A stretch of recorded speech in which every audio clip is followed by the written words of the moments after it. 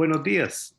Bueno, darles la bienvenida a esta que es la tercera sesión del curso sobre Historia del Español de América, a cargo del doctor José Luis Ramírez Luengo, académico de la Universidad Complutense de Madrid. Hemos venido trabajando con él durante estas dos sesiones y bueno, vamos a continuar en esta tercera jornada. Recuerden por favor que mañana tendremos la cuarta y el viernes la quinta y última, ¿no? Con el mismo horario, ¿no? Entre 9:30 de la mañana y 11:30. Es muy importante además recordarles que hoy tenemos por la tarde, a las 5 de la tarde, la conferencia que está prevista con el posgrado, con la maestría en estudios de cultura centroamericana. Están ustedes invitados, los académicos nos pueden acompañar en el auditorio de la Facultad de Filosofía y Letras, es una actividad presencial, y los estudiantes y el público en general pueden seguir la actividad mediante YouTube. Tienen que ingresar al canal de la Escuela de Literatura y Ciencias del Lenguaje, Universidad Nacional. Y ahí van a poder seguir la transmisión y también pueden interactuar, ¿no? Es decir, también nos pueden enviar preguntas, comentarios si lo tienen abierto. Bueno, no voy a tomar más tiempo, le cedo de inmediato la palabra a José Luis y vamos a continuar con el curso. Buenos días, José Luis. Muchísimas gracias, Gabriel. Buenos días. Yo quería, antes que nada, comenzar preguntando si hay dudas o comentarios de lo que estuvimos hablando ayer, de la cuestión sobre todo de la expansión, ¿verdad? Quizá, bueno, la cuestión de la colonización y después la expansión del español por América. No sé si tienen algún comentario, alguna, bueno, pues alguna cuestión. Veo que no. Bueno, de todas formas ya saben, si hubiera alguna pregunta, pues luego tendremos un tiempito para responderlas. Bueno, pues si ayer y antes de ayer lo que estuvimos haciendo fue hablar de todos estos procesos que van a dar lugar a la creación y a la extensión del español por América, hoy lo que vamos a hacer va a ser, o mejor, hoy, mañana y pasado, lo que vamos a hacer va a ser centrarnos en la historia de tres fenómenos específicos, un fenómeno de cada nivel lingüístico, hoy de la fonética, fonología, mañana de la morfosintaxis y pasado mañana del léxico, que son interesantes porque son fenómenos muy identificadores del español de América. Vamos a ver que bueno, que no solo del español de América, pero que sirven para dotar una vez más de personalidad al español americano. Y hoy vamos a empezar por lo que probablemente sea la parte, si quieren, más dura, la parte más densa, porque vamos a empezar por la fonética y fonología. Y en concreto, bueno, voy a comenzar compartiendo pantalla y ahora les sigo explicando. Ahí está. Y en concreto, dentro de la fonética y la fonología, decidí seleccionar como tema de trabajo la historia del seseo. La historia del seseo porque, por un lado, nos habla muy bien de las peculiaridades del español frente a otras lenguas románicas. Por otro lado, porque evidentemente es un rasgo muy identificador del español americano, aunque no sea o aunque no se dé únicamente en el español americano.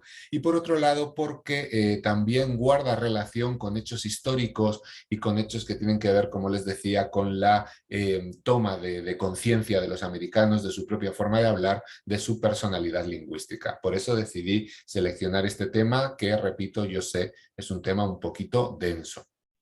Vamos a comenzar entonces y vamos a comenzar por unos datos generales, unos datos muy sencillos, ¿verdad? En realidad sabemos que en el caso del español existen dos posibilidades, o tres, ahora vamos a verlo, en la pronunciación de las sibilantes.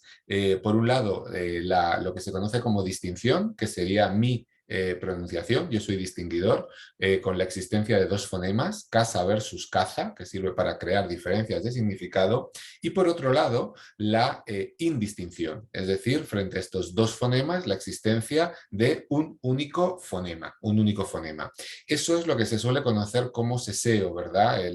Si quieren, por decirlo así de una forma más pues quizá más popular, es la pronunciación igual de la S, la C y la Z, ¿verdad? Así es como se suele decir.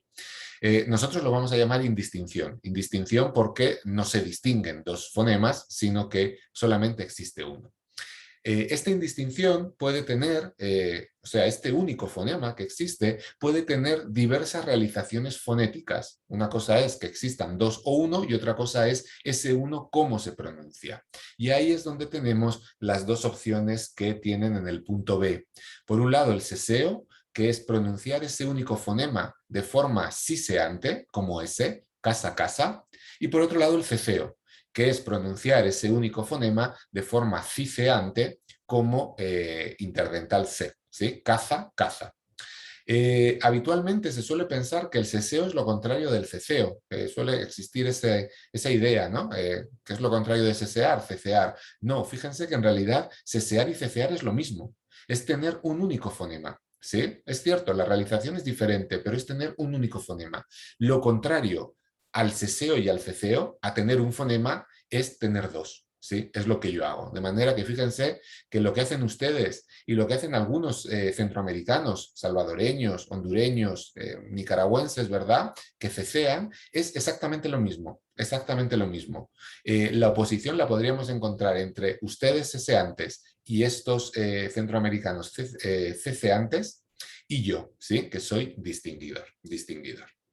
Bueno, ese es el primer dato, ¿sí? Segundo dato, que es el que nos va a llevar toda la clase, ¿cuáles son los orígenes y la evolución? ¿De dónde surge este seseo, ceceo y esta distinción? A veces también hay un mito, ¿verdad?, que se piensa que el seseo viene de mi pronunciación, es decir, se dejó de pronunciar la C y entonces se transformaron ustedes en siseantes, ¿verdad? O en seseantes. En realidad la situación es un poco más compleja. Ni la pronunciación de ustedes viene de la mía, ni la pronunciación mía viene de la de ustedes. En realidad, tanto la de ustedes como la mía vienen de una situación previa, que es una situación medieval muy compleja, en la que existen 4 posibilidades, en realidad 6. Ahora voy a hablar también de eso. Por tanto, fíjense que en realidad, repito, nuestras pronunciaciones son pronunciaciones hermanas en el sentido de que son hijas de una pronunciación común, pero entre ellas la relación es de igualdad en cuanto a los procesos de creación. Y por último, la distribución, que también es otra idea general que es importante tener en cuenta. Sabemos de sobra, ¿verdad?, que el seseo se da en toda América, pero no es exclusivo de América. También se da en zonas de la península ibérica, ¿verdad? Se da, por ejemplo, en zonas de Andalucía, se da en todas las Islas Canarias, se da en otros muchos lugares. Hay focos de seseo en Galicia, en el País Vasco, en Cataluña, en la zona de Valencia, en algunos pueblitos aislados en Extremadura. Por tanto, fíjense que el seseo, aunque uno lo asocia sobre todo a América y Andalucía, en realidad está mucho más generalizado y luego veremos por qué. Otro mito, se suele decir, el ceseo solo se da en España, se da en Sevilla, en Huelva, en Cádiz. Bueno, sabemos que no, sabemos que en realidad también hay focos ceceantes en América, ¿sí? En algunas zonas de América. Se encuentra ceceo en Honduras, ya se lo he dicho, en El Salvador, en Colombia, en Venezuela, en Argentina, etcétera, ¿sí? Es cierto que son focos muy escasos y que son focos, eso lo hablaremos más adelante, que están en vías de desaparición, ¿sí? Es un fenómeno que está desapareciendo de América, pero ciertamente existe. Por tanto, fíjense que quizá tenemos que abandonar una serie de mitos que tenemos acerca de estas cuestiones, ¿sí? Mito 1, ¿el seseo y el ceceo es lo contrario? No, son lo mismo, es la oposición a mi forma de pronunciar, a mi sacerdote con la S y la C, ¿verdad? Por otro lado, que hay una relación de madre-hija, si quieren, entre estas pronunciaciones. No, en realidad todas ellas derivan de una previa que ya no existe, que desapareció. Y tercero, esta idea de que el seseo es propiamente americano o americano y andaluz, no es verdad, también se da en otros muchos lugares de la península, y que el ceseo es propiamente español. Tampoco es del todo cierto, porque encontramos también ceseo en algunas zonas de América. Vamos a partir entonces de los orígenes. Vamos a empezar describiendo cuál es la situación que existe, cómo se configura este sistema medieval y sobre todo por qué este sistema medieval no resulta del todo cómodo y eso explica su simplificación. Es decir, por qué en realidad otros elementos de la pronunciación no los hemos cambiado desde el latín, ¿verdad? La pronunciación de la P, la B, la T, la D y sin embargo las sibilantes, todos estos elementos, todos estos fonemas asociados a los silbidos, de ahí viene el nombre de sibilante, ¿verdad? Sí que han sufrido un proceso de cambio. Eso lo vamos a describir. Vamos a comenzar por los orígenes, ¿sí? Y nos vamos a ir muy atrás, nos vamos a ir al latín clásico, ¿sí? ¿Cuál era la situación de las sibilantes en el latín clásico? Una situación sencillísima, no podía ser más sencilla. En latín clásico existía una única sibilante, la S, ¿sí? Nuestra S sorda, la que tenemos hoy. Luego podríamos discutir de cómo se realizaba fonéticamente, pero bueno, para entendernos, la que tenemos hoy, ¿verdad? Que aparecía, pues, cuando se suele decir, en fin, no es la pronunciación correcta, pero se dice rosa, rosae, ¿sí? Fíjense que ahí está esa S, ¿verdad? Ahí está esa S en ese término de la primera declinación.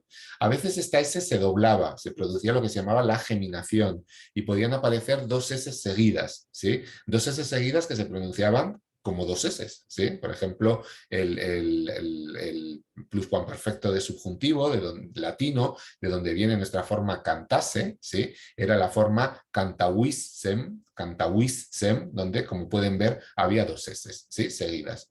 En todo caso, era un sistema muy sencillo, con un único fonema, ¿verdad?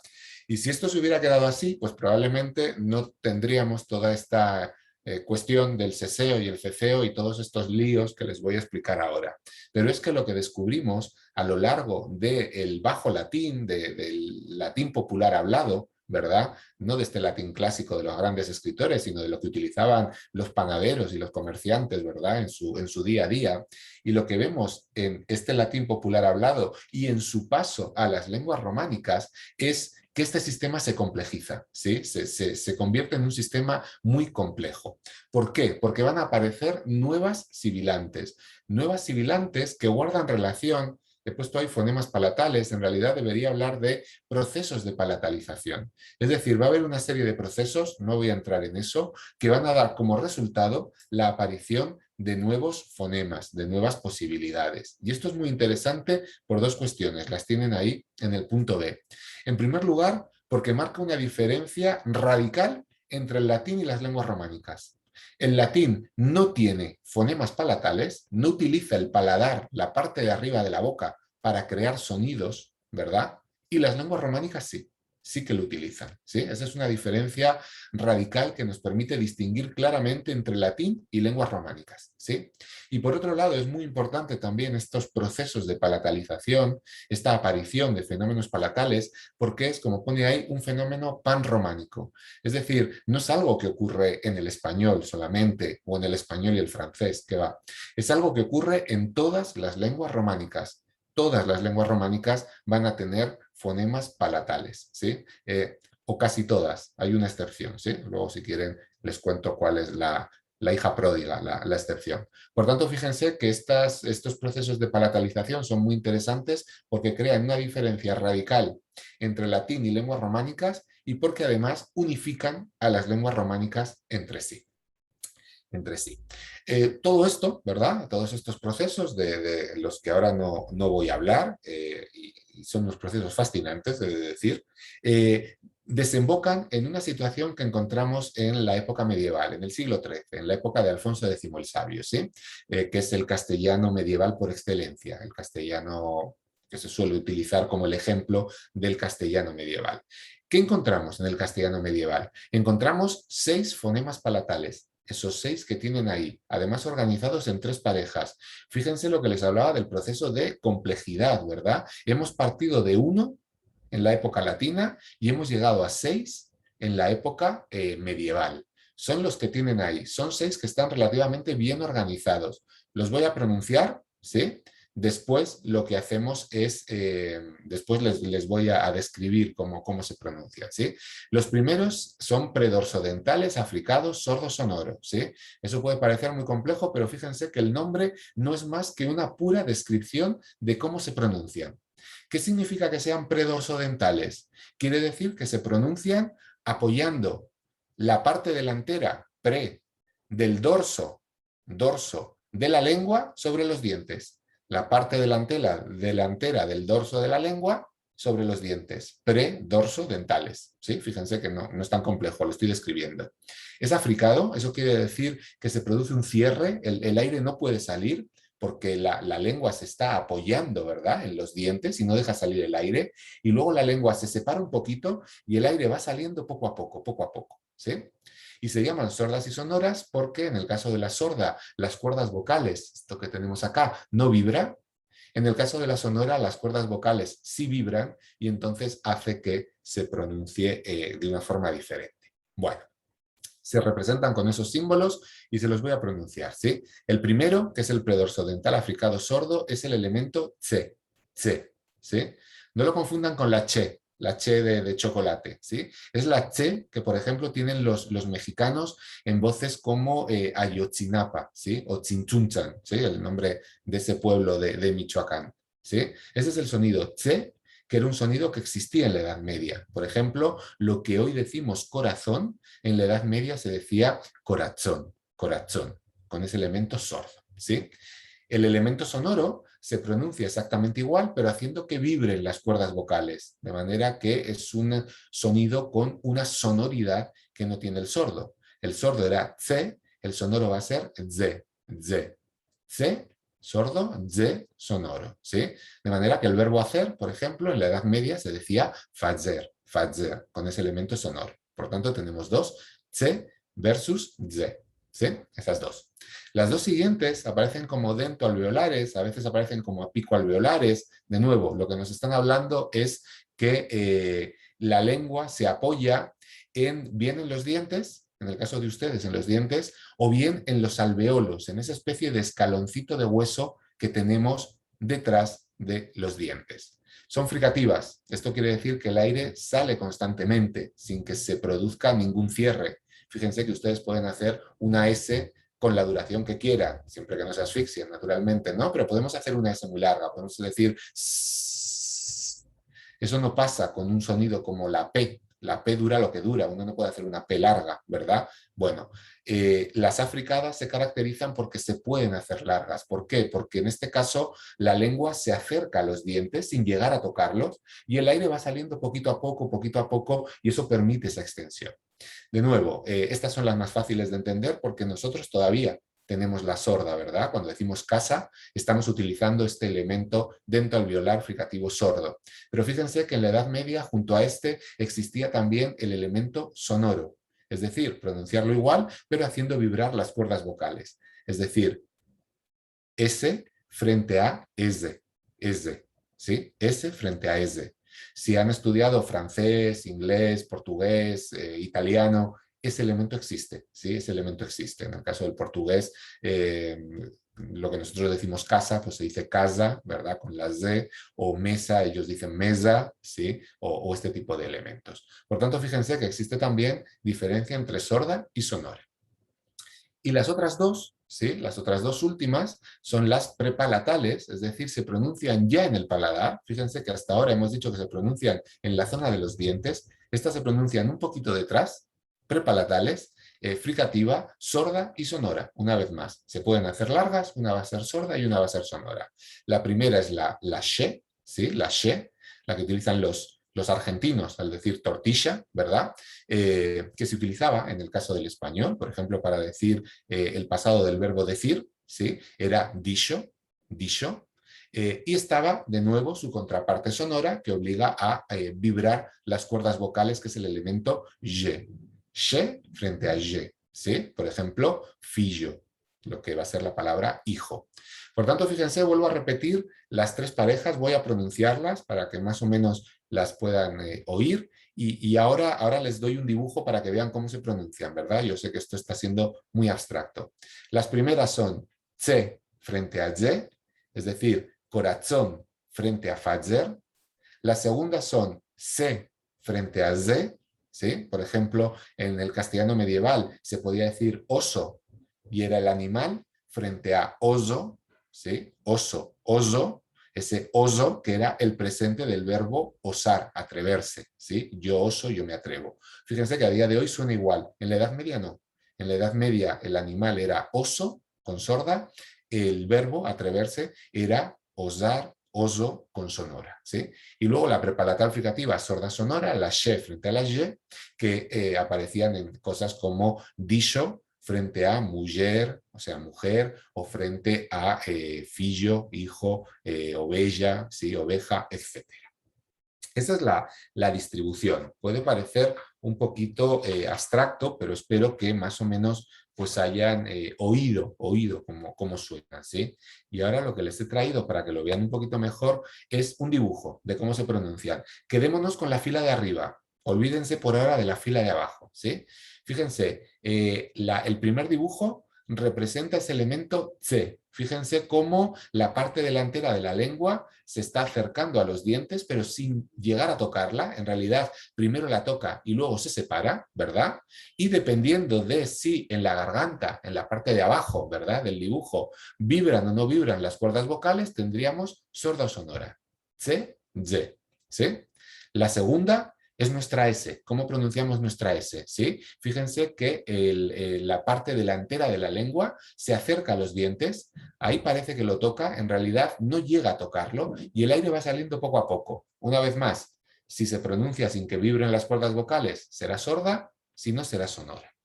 Y tercero, ¿verdad? Tercero es la she. Fíjense que en este caso la lengua va un poquito más hacia atrás, ¿verdad? Ya está más cerca del paladar y de nuevo el aire va saliendo sin ningún problema. La she, también sorda o sonora. Esta es la situación que tenemos en la Edad Media y esta es la situación que, por ejemplo, utilizaba Alfonso X el Sabio. Sabemos que Alfonso X el Sabio, el rey de Castilla, ¿verdad? 1252-1284, lo que es su monarquía, utilizaba este sistema con 6 sibilantes medievales que aparecen perfectamente representadas y reflejadas en sus textos, ¿sí? En sus textos. Preguntas, cuestiones hasta acá. No sé si hay alguna cuestión, porque esto es un poquito denso. Vamos a ver si alguno quisiera, con toda confianza, es una clase, ¿verdad? José Luis está dando una Claro. clase, ¿verdad? ¿No? Y en estos pocos minutos es una lección utilísima, así que si algo no queda claro, es mejor volver. Uh-huh. Y José Luis, que es en esto un magnífico maestro, hace la aclaración, ¿verdad? Porque yo sé que los estudiantes allí estarán todos recordando un poquito su fonética. Tengo aquí un par de preguntas. Vamos a ver primero la de... Perdón, como decía Alfonso X el Sabio, osen, con sonora, osen y atrévanse. Muy bien, tengo a Candy. Por favor, Candy, adelante. Buenas, José Luis, ¿cómo le va? ¿Me escucha? Sí, sí, sin problemas. Ok, mire, mi pregunta es la siguiente. Usted está hablando del ceseo y que todas las lenguas románicas la tienen, y de hecho lo hemos estado viendo en lingüística románica y aparte de otros cursos. Me sale la pregunta de la C cedilla. No sé si en algún momento en América se llegó a hacer esa pronunciación de esa C cedilla. Porque sé que el portugués la tiene, ¿ok? Pero en el español medieval en América, cuando se pasó acá, no sé si los nativos lo aprendieron y la fueron perdiendo, o los españoles que llegaron aquí la fueron perdiendo definitivamente, y no sé si en la actualidad en España, en castellano, se mantiene. Esa es mi pregunta. Uh-huh. Te respondo, Candy. Necesitamos distinguir dos cuestiones básicas, ¿verdad? Por un lado, la cuestión de la ortografía, como tú dices, la C cedilla, ¿verdad? Esa letra. Y por otro lado, la cuestión de la pronunciación. La C cedilla servía para representar el primero de los sonidos. El que aparece ahí el primero era para representar la ch, ¿sí? Y entonces es muy interesante porque, por ejemplo, corazón, que se pronunciaba corazón, aparecía con la C cedilla escrito en la Edad Media, ¿sí? Por tanto, una cuestión es la grafía y otra cuestión es la pronunciación. Es muy interesante, por ejemplo, aunque me salgo un poquito del tema, cuando los religiosos españoles empiezan a escribir el náhuatl, que tiene muchas Cs, ¿verdad? Lo empiezan a escribir con C con cedilla, precisamente porque se dan cuenta de que es la forma de representar la pronunciación, ¿no? Cuando hablan de estos príncipes, del Calzoncin y todo este tipo de cosas, lo escriben con C con cedilla. De manera que ahí, si te refieres a la grafía, a lo que es la letra en sí, la C con cedilla, un proceso fascinante. Llega la letra y es una letra que se muere, una letra que desaparece y además desaparece en un momento específico y además al mismo tiempo en España y en América. Está poco estudiado. Yo tengo un articulito sobre el tema que se llama La muerte de una letra. Por eso me gusta tu pregunta porque es un tema que me interesa mucho. La letra como tal se muere, pero antes de que se muera la letra ya se había muerto el sonido. ¿Sí? Ya se había muerto el sonido. Si me preguntas si la Ch como sonido llegó a América, lo tradicional es que te digan que no. Yo tengo la certeza de que llegó. Probablemente algunos hablantes que llegaron a América todavía tenían la Che, ¿sí? Los primeros, ¿verdad? Los que llegan por allá en 1517 al Yucatán. Porque si no, no se entienden una serie de préstamos tomados del maya, ¿sí? De manera que, respondiendo a tu pregunta y por no irme por los cerros de Úbeda, el sonido llega, pero se muere muy pronto. La letra se mantiene durante mucho más tiempo y termina por morirse más tarde, en torno al siglo finales del XVII, principios del XVIII. ¿Dónde se mantiene la letra como tal? En francés, en catalán, en portugués. Y es muy gracioso porque es una letra que se inventó en español. Es lo que se llama la Z copetuda, ¿verdad? La Z copetuda visigótica que se transforma en la C con cedilla. El español lo inventa y luego la hace desaparecer, mientras que las otras lenguas lo mantienen. Perdón, de ahí me surge otra pregunta. Si se inventó en el español, ¿cómo pasa a las otras lenguas? Pensé que era de origen latino o de invasión de otra lengua que llega a la península. Perdón, que llega a todo lo que son las lenguas romances, pero el español se la presta a esas otras lenguas. Exactamente. ¿Curioso? Exactamente, porque un tema fascinante que daría para un proyecto de investigación, ¿verdad? No, no para un curso, sino para mucho más, es las relaciones entre las formas de escribir. ¿Por qué nosotros utilizamos la CH para representar la che? Porque se la copiamos al provenzal, eso no lo inventa el español, ¿sí? Entonces, fíjense que igual que se prestan palabras de unas lenguas a otras, también se prestan letras de unas escrituras a otras. Y esto es un tema fascinante del que todavía queda muchísimo por estudiar y sobre todo en América. Bueno, también en España, en realidad queda muchísimo por estudiar en general, pero ahí tienen un tema realmente interesantísimo sobre la creación de la ortografía actual y los cambios que se dan en América y cuáles son las cronologías. Sí, pero es un préstamo, la letra como tal, el símbolo. El sonido es un sonido que se crea por estos cambios que se dan en el paso del latín a las lenguas románicas, porque el sonido existía en castellano, que es lo que estoy hablando, pero existe a día de hoy en italiano. Cuando tú dices cosas como pizza, es ese elemento tse, ¿sí? Por tanto, fíjate, el italiano lo ha mantenido, el español no, el español lo ha perdido. ¿Sí? Ok. Y en España en ninguna parte ya se habla, solamente en Granada. No, en No, ninguno. no, la che como tal no existe en ningún lugar de España. Lo utilizan los No, mexicanos en esos préstamos, ¿verdad? Cuando hablan de Tonantzintla y cuando hablan de Ayotzinapa y cuando hablan de Chinchunchan. Pero fíjate que son préstamos indígenas, no son voces originariamente españolas. ¿Sí? Ahí ya se ha perdido. bastante interesante. Muchas gracias, José Luis. Uh-huh. Excelente la explicación. Gracias, Candy. Tenemos una pregunta de Eric Ramos también. Adelante, Eric, por favor. Sí, bueno, mi pregunta es con respecto a cómo es que tengo el registro de las pronunciaciones que se hacían por aquellos tiempos, porque así me dejó como perdido que exista todo este registro cuando en aquellos tiempos solamente existía la escritura y todo esto. Exactamente, Eric. Ese es un tema también fascinante, ¿verdad? Es cómo obtener información de la pronunciación a partir de la letra escrita, ¿sí? Que nos lleva a otro tema, ¿no? Que es cuál es la relación que existe entre escritura y oralidad, ¿verdad? Algo que parece muy obvio, nos parece muy obvio, porque para nosotros es algo cotidiano, pero que es como aparece en ese botoncito de Facebook, ¿verdad? Es complicado, es complicado. Pues aquí también es complicado, pero existen una serie de métodos que nos llevan a poder interpretar o poder, digamos, obtener información sobre cómo era la pronunciación en la época antigua, ¿sí? A veces trabajando con los propios textos, interpretando las grafías, otras muchas veces comparando las lenguas románicas, viendo a qué resultado se llegó en español y qué resultado se llegó en francés y qué resultado se llegó en otra lengua, ¿verdad? Y eso a veces nos da también información. Y muchas de las veces, esto que te digo también de los textos, analizando lo que hoy llamaríamos faltas de ortografía, ¿sí? Cuando alguien de Costa Rica, en vez de poner, no sé, canción con C, escribe canción con S, algo que puede pasar, ¿verdad?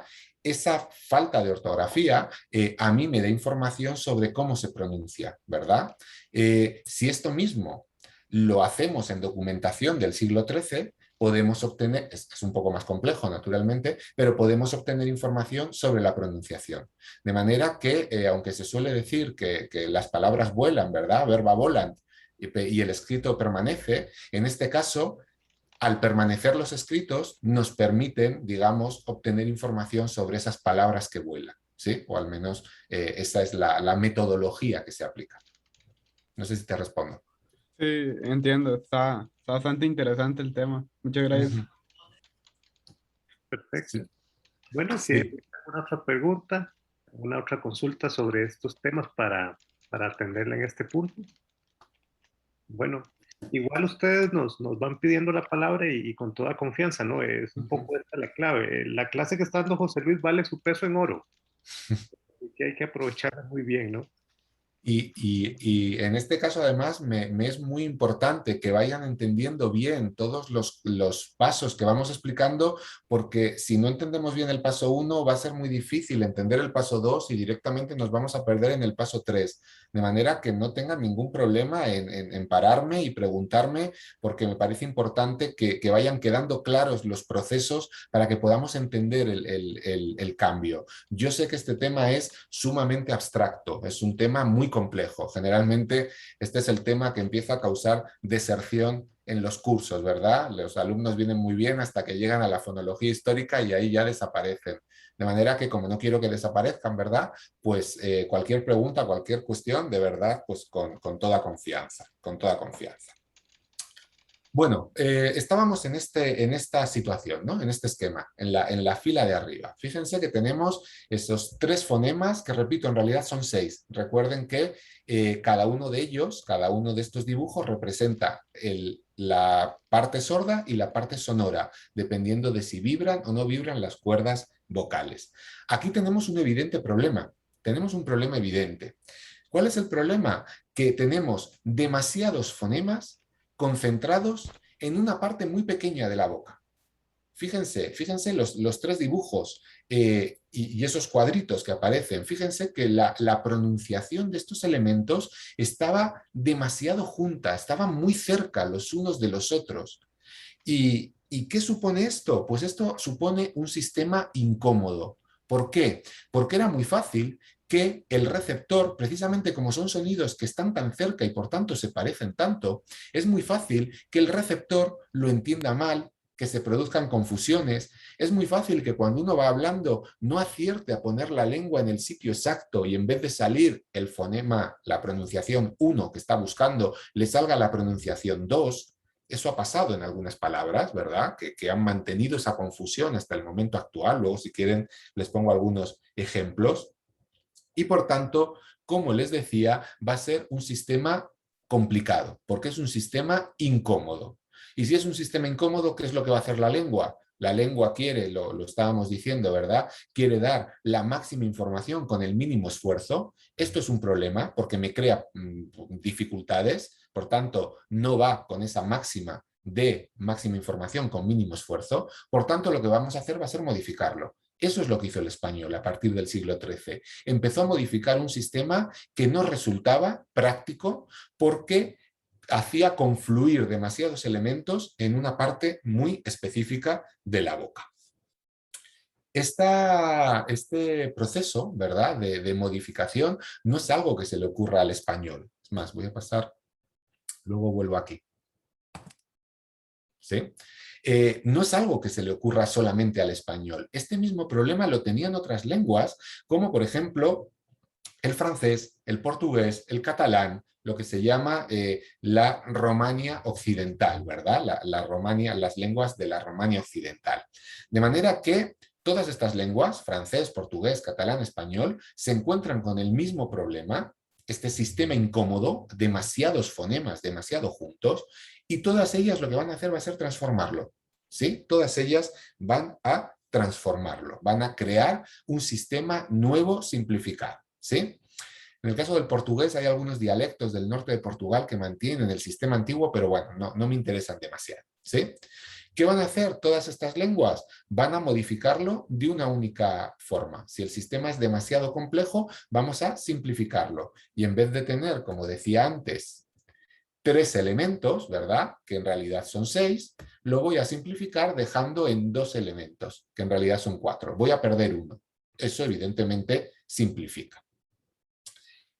Lo que es interesante del castellano, del español, es que también va a simplificar, pero va a ser un tanto original, va a ser un poquito diferente a estas otras lenguas. ¿Por qué? Porque estoy diciendo que francés, portugués y catalán transforman este sistema de una forma única, ¿sí? Con un resultado común para todo el catalán, un resultado común para todo el francés y un resultado común para todo el portugués, dejando aparte esos pequeños dialectos. En el caso del castellano, en vez de tener un resultado común, vamos a tener dos.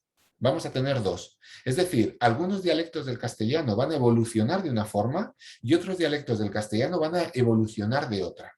Y por eso tienen ahí en el punto C 2 posibilidades. Una posibilidad, una transformación que es acorde con la normalidad románica, es decir, una transformación que coincide con la del catalán, con la del francés, con la del portugués, ¿sí? Que es pues, la esperable, y otra particular, otra rara, extraña, ¿sí?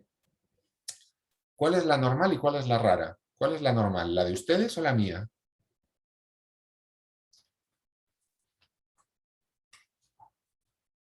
¿Cuál es la acorde con la normalidad románica? ¿La de ustedes o la mía? ¿Quiénes somos aquí los raros? ¿Ustedes, costarricenses o yo español? ¿No? Si está hablando, ¿El qué? si está hablando por herencia románica, la suya. Pero si me está hablando por, sí, si está hablando por culturalización, ninguna, porque por cultura se respeta Sí. la lengua. Pero por mí, la mía dices que es la rara o la normal. No sé quién me estaba hablando. Bueno, les respondo, ¿sí? La transformación esperable, por eso llamo la normalidad románica, es la de ustedes. Uno esperaría que el español, todo el español, se hubiera convertido en una lengua seseante, ¿sí? Seseante. El francés sesea, el catalán sesea, el portugués sesea. Lo suyo, lo normal, lo esperable, habría sido que el español también seseara, ¿sí? Esa es la solución que ustedes tienen, la transformación acorde con la normalidad románica. La mía es la transformación particular, que he llamado, quizá de una forma muy coloquial, la rara, ¿verdad? La extraña. Y esto es interesante porque esto nos lleva muy rápidamente, en 5 minutos, a un problema historiográfico. No sé en el caso de acá en Costa Rica, pero cuando en España explicamos estas cuestiones, explicamos el sistema mío, ¿sí? Como si fuera lo normal, y después explicamos el seseo como si fuera la cosa extraña, esto de, bueno, ahora que sabemos qué es lo que tuvo que pasar, vamos a explicar por qué los hispanoamericanos decidieron hacer algo distinto. Fíjense que es un error interpretativo, ¿sí? En realidad, no hay que explicar por qué se sesea. Eso era lo que teníamos que esperar, porque es lo que pasó en otras lenguas románicas. Lo que hay que explicar es por qué la gente del norte de la península decidió no sesear y no crear este sistema simplificado, ¿vale? Por tanto, fíjense cómo la perspectiva de explicación, ¿sí? la visión de estos resultados que tradicionalmente se mantiene, históricamente no se sostiene, ¿sí? Y esto se explica por un motivo muy sencillo, ¿verdad? Quienes empezaron a estudiar estas cuestiones fueron Menéndez Pidal y Rafael Lapesa, que pertenecían a mi dialecto, distinguían. Entonces ellos dieron por hecho que lo que ellos hacían era lo normal y lo que había que explicar como excepción era el seseo. Si nosotros lo vemos en un contexto románico, viendo qué le pasa al español en comparación con sus lenguas hermanas, vemos que hay que explicarlo al revés. El ceseo es lo esperable, no es la excepción, no es nada peculiar. Y lo que hay que explicar como algo peculiar y excepcional, ¿sí? Excepcional en el sentido de que se sale de lo normal, extraño, es precisamente mi pronunciación, mi pronunciación. Digo esto por si leen bibliografía, porque a veces la gente se queda con la visión contraria, y me parece que es importante señalarlo y también explicar por qué existe esta visión, ¿verdad? Que va en contra de lo que parece obvio, ¿sí? Bueno, tiene que ver precisamente con quienes comenzaron a estudiar estas cuestiones y a qué dialecto pertenecía, ¿sí? Por tanto, vamos a empezar explicando estas dos transformaciones, ¿sí? Vamos a explicar, por un lado, la transformación acorde con la normalidad románica, cómo llegamos a la de ustedes, al ceseo, y la transformación particular, la mía, cómo llegamos a la distinción. Porque eso es algo que se produce entre el siglo... Frago dice que un poquito antes, por no pillarnos los dedos, en el siglo XV se están produciendo todos estos cambios y en el XVI, y es cuando se produce la fractura dialectal del español en la pronunciación, ¿sí? A partir de este momento, la pronunciación del español se rompe en dos, ¿sí? La mía versus la de ustedes, ¿vale? Por eso es tan importante este fenómeno. Sigo con esta cuestión, ¿sí? Sigo con esta cuestión. Vamos a explicar cómo es la evolución de las sibilantes en castellano, ¿verdad? Un tema, bueno, pues bastante complejo. Yo lo voy a resumir mucho, ¿sí? Lo primero, tenemos esos 6 elementos. Lo primero, el español comienza por simplificar los fonemas sonoros, ¿sí? Teníamos 6, recuerden que eran 3 parejas. Lo primero que hacemos es desaparecer los elementos sonoros y dejar solo los elementos sordos. Es decir, frente a tse, ze, hacemos desaparecer la z y nos quedamos solo con la tse.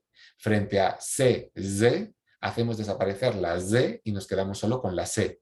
Y frente a she, ye, hacemos desaparecer la y y nos quedamos solo con la she. Fíjense que ya hemos reducido el problema a la mitad, antes eran 6, ahora tenemos 3, pero seguimos con el otro problema, que es que están demasiado juntos y se siguen confundiendo, ¿sí? Alguien podría preguntar, ¿y por qué esta desaparición de los fonemas sonoros? ¿A qué se debe? Bueno, se debe a una especie de obsesión fonológica del español. Las lenguas tienen obsesiones, ¿sí? Obsesiones fonológicas y obsesiones morfosintácticas. Y una obsesión del español es hacer desaparecer los fonemas sonoros. Los fonemas sibilantes sonoros, perdón. Cada vez que aparece un fonema sibilante sonoro, directamente el español lo hace desaparecer, ¿sí? Es una obsesión, en fin, enlaza con lo que Humboldt hablaba de la forma interior del lenguaje. Bueno, no voy a entrar por ahí. En todo caso, el primer paso, ¿verdad?, es hacer desaparecer estos 3 elementos sonoros, de manera que de 6 nos quedamos con 3, nos quedamos con esos 3. Tse, se, she, ¿sí? Tse, se, she. Ahora sí, nos quedamos con estos 3 de arriba, ¿sí? Con estos 3 de arriba hemos perdido las posibilidades sonoras. Pero fíjense que seguimos con el mismo problema. Si el problema es que estaban muy juntos, ahora siguen estando muy juntos y siguen creando confusiones. Vamos a ver cómo siguen evolucionando, ¿sí? Y voy a empezar por la evolución de los 2 primeros, de la tse y de la se, ¿sí? Estos 2 elementos ya hemos dicho que se acercaban mucho, ¿sí? Hay diversas soluciones. La solución es, bueno, si se acercan mucho y esto crea problemas, directamente hagamos desaparecer esa oposición, ¿sí? Hagamos desaparecer esa oposición. Si mantener esos 2 elementos diferentes supone más esfuerzo que beneficio, hagamos que colapsen en un único elemento y así nos ahorramos mucho esfuerzo, ¿sí? Por tanto, la solución A, la de ustedes, es la fusión de los 2 fonemas en una unidad. Tse y se se transforman en un fonema que a veces se pronuncia como se, por tanto, seseo. Tse y se reducen a un fonema que a veces se pronuncia como ce, por tanto, ceseo, ¿sí? Por tanto, ceseo. ¿Vale? Alguien puede decir, bueno, pero si produces esto, vas a crear confusión entre las palabras. Por ejemplo, el verbo cocer y el verbo coser se van a pronunciar igual. Dices, bueno, sí, es cierto, se pronuncian igual, pero evidentemente el contexto te va a desambiguar, porque si tú dices que estás cosiendo un huevo, ¿verdad? Pues no estás con la aguja, y si estás cosiendo un calcetín, pues no es que lo estés metiendo en agua hirviendo. Por tanto, fíjense que aunque en principio podría parecer que esta fusión lleva problemas, hay otras herramientas lingüísticas que nos evitan esos problemas, por ejemplo, el contexto, ¿vale? Por tanto, la solución A, como decía, esos dos fonemas se van a fundir en uno. Y ese único fonema puede tener diversas pronunciaciones. A veces como C, a veces como C. Hemos creado el seseo y hemos creado el ceseo. La solución 2, ¿verdad?, del norte de la península, es mantener a toda costa los dos fonemas. No quieren fundirlos, ¿sí? De nuevo estoy con el mismo problema. Están demasiado cerca y se confunden, ¿sí? Ustedes dijeron, bueno, pues los confundimos, ¿verdad? Aceptamos la situación y ya está. En el caso de mi español, lo que se decidió fue, bueno, si el problema es que están demasiado cerca y eso hace que se confundan, la solución es muy sencilla. Sepáralos más, ¿verdad? Porque, repito, el problema era que al estar tan cerca se parecían mucho. Si tú los separas más, la distancia va a ser mayor. Por un lado, va a ser más difícil que se produzcan estas confusiones al pronunciar y también la percepción va a ser más sencilla, porque hay una mayor distancia entre ellos, ¿sí? Eso es lo que hizo mi español. La S, ¿sí?, la dejó como tal y ese elemento che, que se pronunciaba apoyando la lengua en los dientes, lo que hizo fue desplazar la lengua cada vez más hacia adelante, ¿verdad?, hasta que la colocó entre los dientes y creó el elemento C, que es el que nos caracteriza a día de hoy. A día de hoy. ¿Sí? No sé si se entiende. Vuelvo otra vez a la tabla, ¿sí? Perdón, a la tabla no, a los dibujos anteriores. Ahora sí que me interesa que vean también la parte 1 y la parte 2. Fíjense, en la parte 1 estamos ante ese problema. Me estoy quedando con las dos primeras imágenes. Olvido ahora la tercera, de la que hablaré luego, ¿sí? Claro, el problema de las dos primeras imágenes era que estaban demasiado cerca. Fíjense que la lengua está ahí rozando los dientes. Ustedes, es decir, la solución confundidora, lo que hizo fue directamente hacer desaparecer esa oposición. En vez de esforzarme en pronunciar dos sonidos, voy a fundirlos y dejarlos reducidos a un único fonema, a una única pronunciación. Luego ya el contexto me ayudará a solucionar las ambigüedades, ¿sí? Pero me ahorro el esfuerzo de tener que crear esta oposición tan compleja de mantener. En el caso de mi dialecto, que no quisimos hacer eso, ¿verdad? Dijimos, si el problema es que estas pronunciaciones están demasiado cerca, fíjense los dos dibujos de arriba, lo que vamos a hacer va a ser separarlas más. Fíjense los dos dibujos de abajo, ¿sí? Fíjense cómo en el arriba la lengua está ahí en la zona de los dientes, en los dos casos. En el paso de abajo, ¿sí?, en uno de los casos la lengua está muy adelantada entre los dientes, es la C, mientras que en el otro caso se ha mantenido en el mismo lugar, es la C. La distancia es mayor y por tanto la percepción es más sencilla y por tanto hemos quitado la dificultad. Por tanto, fíjense que en el fondo de lo que estamos hablando es de cómo se enfrentan a la misma dificultad distintos hablantes del español. Unos van a optar por un camino, por cierto, que ya había seguido el catalán, el francés, el portugués. Otros vamos a optar por otra solución, ¿verdad?, que por otro camino que nos lleva a solucionar el mismo problema. El problema se soluciona en los dos casos, pero se soluciona de manera diferente, Bien, hasta acá. ¿Preguntas, cuestiones? ¿Alguna cuestión? ¿Sin miedo? ¿No?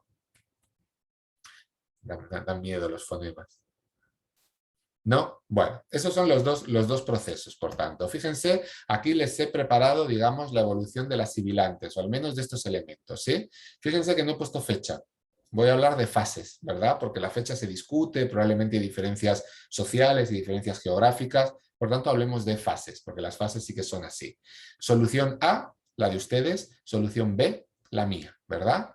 Fase 1, 4 fonemas, ¿sí? 4 fonemas que se oponen por varios rasgos. Fase 2, recuerden, desaparecen los sonoros, desaparecen la Z y la Z, tenemos 2. Fase 3, esos dos se acercan todavía más, ¿sí? No me voy a centrar en eso. Fase 4, como están tan cerca, se confunden. ¿Sí? Llegamos a la solución de ustedes. Solución B, partimos del mismo lugar, 4 fonemas, ensordecimiento, pasamos a 2. Fase 3, esos 2 se acercan demasiado, hasta ahí es común, ¿sí? Fase 4, como se acercan demasiado, lo que hacemos es distinguirlas más, ¿sí? Separarlas más y llegamos a mantener 2 fonemas, ¿sí? Por eso el sistema consonántico de ustedes tiene un fonema menos que el sistema consonántico mío, ¿sí? Por eso en realidad se suele decir, el sistema consonántico del español a día de hoy tiene 19 consonantes. En realidad, muy pocos hablantes tienen 19 consonantes, ¿sí? Muy pocos hablantes tienen 19 consonantes. Algunos viejitos del norte de España, ¿verdad? Pero poco más. Lo normal es que haya 18 consonantes, lo normal no, es más frecuente que haya 18 consonantes, por ejemplo, mi dialecto, pero lo más normal en español, y me refiero a desde el punto de vista demográfico, son los sistemas con 17 consonantes, que es el de ustedes, ¿sí? Ustedes tienen 17 consonantes, yo tengo 18, todavía hay algunos viejitos por allá por la península que tienen 19. ¿Vale? Digo esto porque, de nuevo, otro de estos errores, se suele decir, el sistema consonántico del español tiene 19 fonemas. Bueno, teóricamente sí, pero es el que prácticamente no utiliza nadie. El que utiliza de forma más general el mundo hispánico es el de 17 fonemas, que es el que representan ustedes.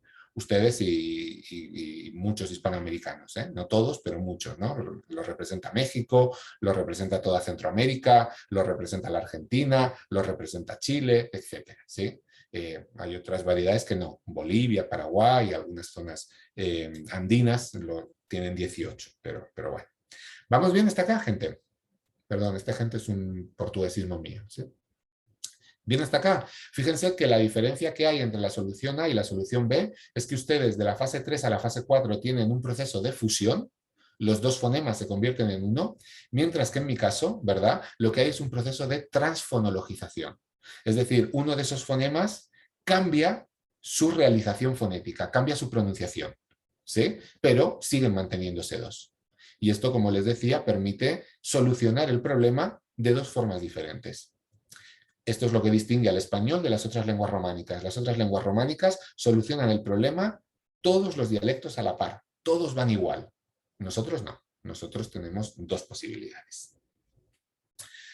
Y quedaría una tercera cuestión, que es qué pasa con el último fonema. ¿Sí? Fíjense que, de nuevo, si nos quedamos en la parte de arriba, estaba ese problema de que los fonemas estaban demasiado cerca y se confundían. ¿Sí? Si entre el segundo y el tercero, estoy en la fila de arriba, el problema es que están muy cerca y se confunden, ¿cuál va a ser la solución? Que se separen más, que se distingan más. ¿Sí? Eso es lo que va a pasar con el elemento she, que va a sufrir otro proceso de transfonologización y se va a convertir en la pronunciación velar G, ¿sí? De manera que dicho se va a transformar en dijo, ¿sí? Y mujer se va a transformar en mujer, ¿vale? Por tanto, fíjense, eso es lo que representa el paso de, estoy en el tercer dibujo, ¿verdad? En la fila 1 y en la fila 2. Al principio se pronunciaba en la parte delantera de la boca, se podía confundir con los otros. Lo que va a hacer el español va a ser llevárselo hacia atrás, para separarlo más de los demás y, por tanto, para que ya no haya posibilidad de confusión, ¿sí? El primero está representando cómo se pronuncia la she, el segundo está representando cómo se pronuncia la g. Y fíjense que en el primero era esa parte, digamos, con overbooking, ¿verdad? Ahí en torno a los dientes ¿verdad? Lo que hace el español muy inteligentemente es llevárselo para atrás y pues así evitar problemas, ¿sí? Mantener la distancia, eso que ahora desgraciadamente tenemos tan presente, ¿verdad? Esta es la solución. En este punto, ¿verdad? Lo que se discute es cómo se produjo ese cambio, cómo la she se transformó en g. ¿Fue un cambio, digamos, radical? Hoy decían she y mañana pasaron a decir g, ¿o fue un cambio progresivo? Es decir, este proceso de cambio, no sé si se ve el cursor, este proceso de cambio no fue un salto de la parte delantera a la parte trasera, sino que fue yéndose poquito a poco hacia atrás, ¿sí? Es decir, es lo que los fonólogos dicen, fue un cambio abrupto, un salto del punto 1 al punto 2, o un cambio gradual. del punto 1 al punto 2, pero pasando por todos los puntos intermedios. Eso es algo que se ha discutido mucho y es una cuestión fascinante. A día de hoy pensamos, o en fin, una de las teorías es que el cambio fue gradual, ¿sí? Que el cambio fue gradual y que pasó por cambios intermedios. Y eso lo podemos ver, por ejemplo, en cómo pronuncian la J los chilenos, ¿sí? Si han escuchado a los chilenos, dicen algo así como mujer, mujer, ¿sí? Es como la J del alemán, si alguien habla alemán, ich. Eso nos permite pensar que el cambio de she a ge no fue un salto radical, sino que fue un proceso gradual. No, tampoco voy a entrar en eso porque es una cuestión muy, muy detallada. Por tanto, fíjense que si el primer problema era la concentración fonemática en un punto muy concreto de la boca, lo que encontramos después es la superación de ese problema por una distribución fonemática, ¿sí? En el caso de mi dialecto, fíjense cómo los 3 fonemas están muy bien repartidos. En el caso de ustedes es todavía más sencillo, porque digamos que tenemos que quitar el primer dibujo de la fila 2 y lo que tienen es un fonema pronunciado en la parte delantera versus otro fonema pronunciado en la parte trasera. Hemos solucionado el problema. Hemos solucionado el problema. ¿Bien hasta acá? Es muy denso, pero vamos bien. ¿Preguntas, cuestiones? A ver si hay algún detalle que ustedes quisieran plantear antes de continuar. Es importante que quede todo muy claro, ¿no? ¿Alguna cuestión? Fíjense que esto es casi como un sudoku, ¿verdad? Es decir, ahí están ubicados, vamos a ver cómo distribuimos las cuestiones para que funcionen, ¿verdad?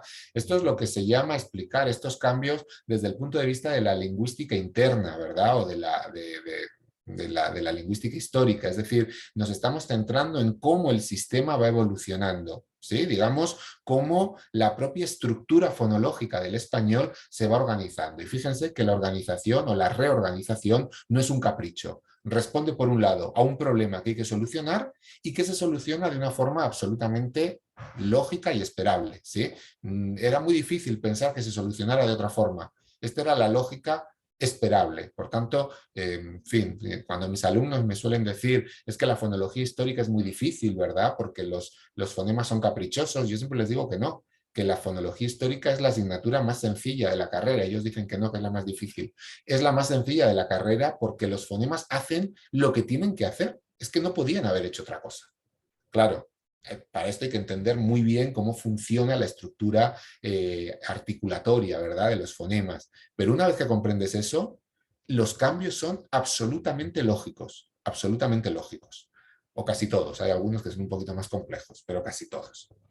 Bien, hasta aquí entonces estábamos describiendo la cuestión puramente interna, ¿verdad?, del sistema fonológico. Pero evidentemente nosotros sabemos que la lengua no es una abstracción, ¿verdad?, no es una idea platónica que esté por ahí flotando en el mundo de las ideas, sino que eso está engarzado en unos hablantes. De manera que ahora vamos a mirar este mismo fenómeno desde otro punto de vista, desde el punto de vista de lo social, de cómo fue el proceso no en abstracto entre los fonemas, sino cómo se fue extendiendo social, geográficamente, por qué triunfó uno, por qué triunfó otro.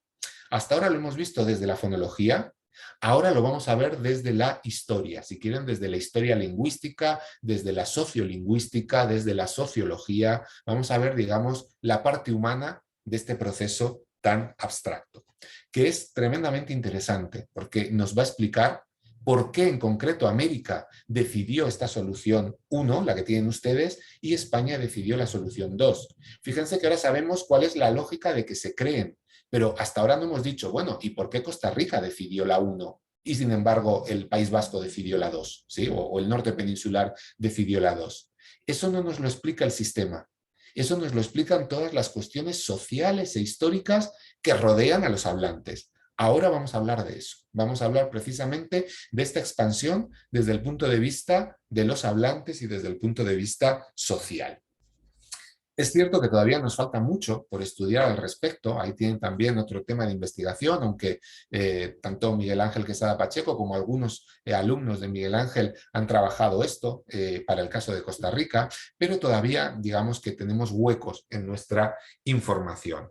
yo voy a hacer una descripción primero de qué pasó en España para luego a partir de ahí ver qué pasó en América, cómo se produjo el salto y por qué pues ahora toda América sesea, ¿no? Bueno.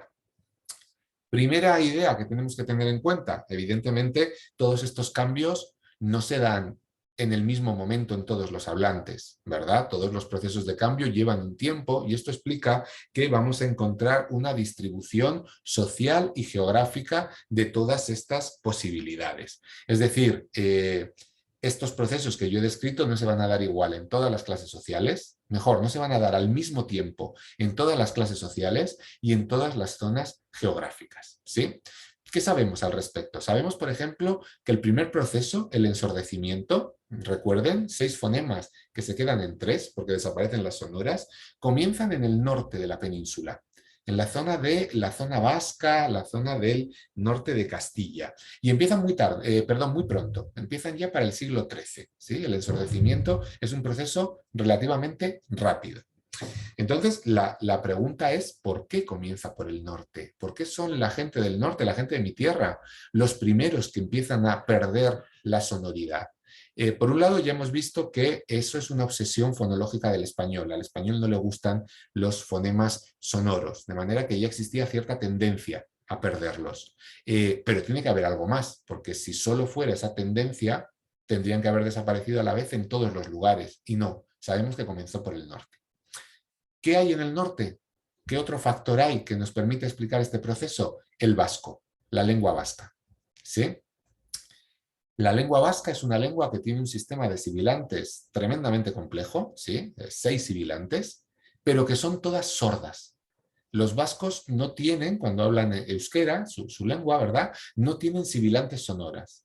De manera que podemos pensar que cuando estos hablantes de euskera como lengua materna aprenden el castellano como L2, si quieren, evidentemente en su pronunciación aparecen pues esos rasgos de su lengua materna. Cuando nosotros aprendemos inglés, ¿verdad? Se nos nota el acento, ¿verdad? Y a veces nos cuesta pronunciar algunos elementos. Esto mismo pasó en el caso del castellano. De manera que fíjense que el primer proceso de ensordecimiento se puede explicar desde 2 puntos de vista.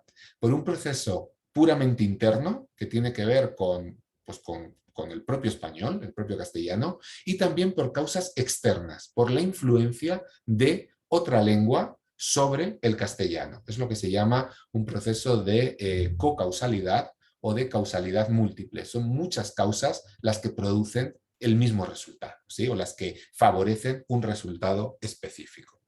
Por tanto, fíjense, el proceso de ensordecimiento comienza, como les decía, en el País Vasco y este se generaliza por toda la península.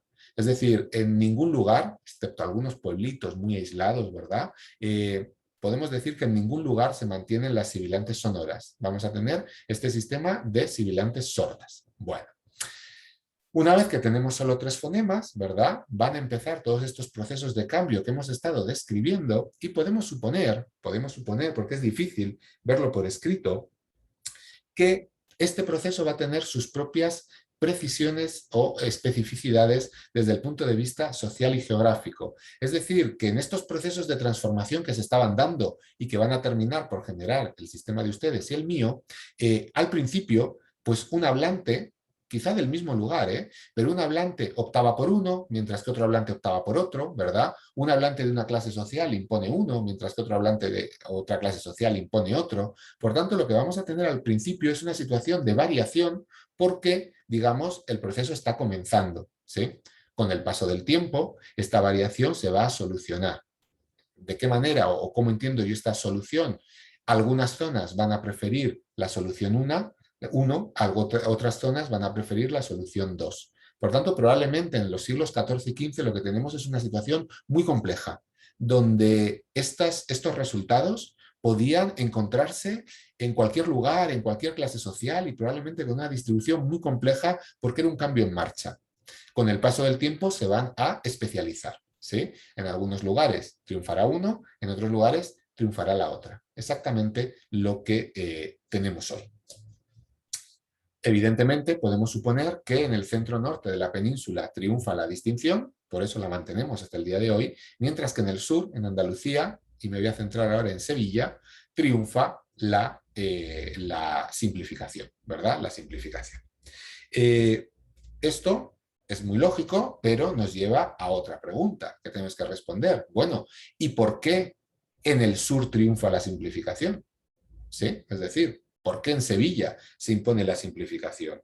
Pues probablemente tenemos que tener en cuenta una serie de factores históricos, de factores sociohistóricos. Tenemos que entender qué era y qué representaba Sevilla en el siglo XV y en el siglo XVI para entender por qué en Sevilla se va a imponer la simplificación, ¿sí?